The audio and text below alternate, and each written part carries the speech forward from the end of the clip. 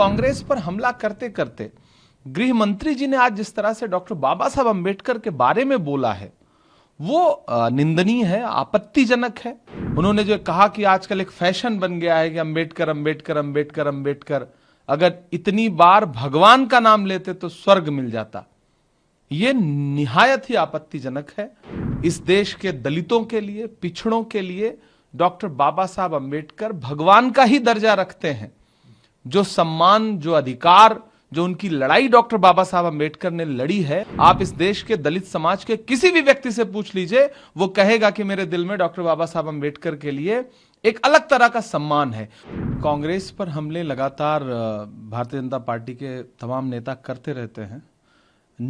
देश की नींव डालने वाली पार्टी, देश को खड़ा करने वाली पार्टी, 1947 से निकाल करके और 2000 के बाद तक लाने वाली, 2014 तक लाने वाली देश की जो कांग्रेस पार्टी है, उस पर प्रधानमंत्री भी हमला करते रहते हैं, गृह मंत्री जी भी, उनके बाकी नेता भी। एक राजनीतिक आक्षेप लगाना अलग बात है, लेकिन कांग्रेस पर हमला करते करते गृह मंत्री जी ने आज जिस तरह से डॉक्टर बाबा साहब अंबेडकर के बारे में बोला है वो निंदनीय है, आपत्तिजनक है।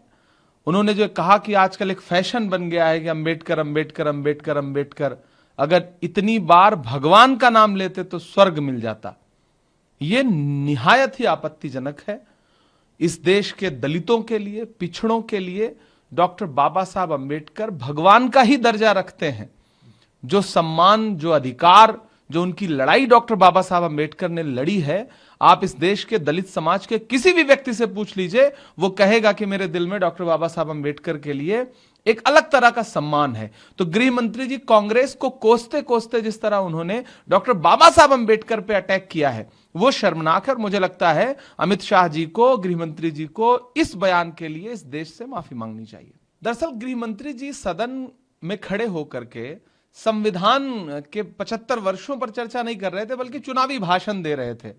75 वर्षों पर चर्चा करते करते अगर वो ईमानदार होते और एक सच्चे गृह मंत्री की भूमिका में होते तो उन्हें पंडित जवाहरलाल नेहरू की प्रशंसा करनी थी, डॉक्टर बाबा साहब अंबेडकर की प्रशंसा करनी थी, मौलाना आजाद की प्रशंसा करनी थी, उन्हें महात्मा गांधी को याद करना था।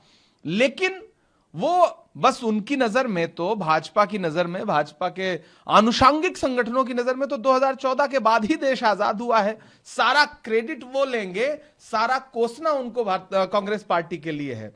कदम कदम पे नई दास्तां सुनाते लोग, कदम कदम पे कई बार झूठ बोलते हैं। मैं सोचता हूं कि दम लें तो मैं उन्हें टोकूं, मगर ये लोग लगातार झूठ बोलते हैं। हर मुद्दे पर झूठ बोलना, नेहरू जी को क्रिटिसाइज करना, इंदिरा जी को क्रिटिसाइज करना। मुझे लगता है कि कम से कम सदन की जो मर्यादा है वहां खड़े होकर के चुनावी भाषण नहीं करना चाहिए, और वो सत्ता पक्ष के लोगों को तो बिल्कुल नहीं करना चाहिए।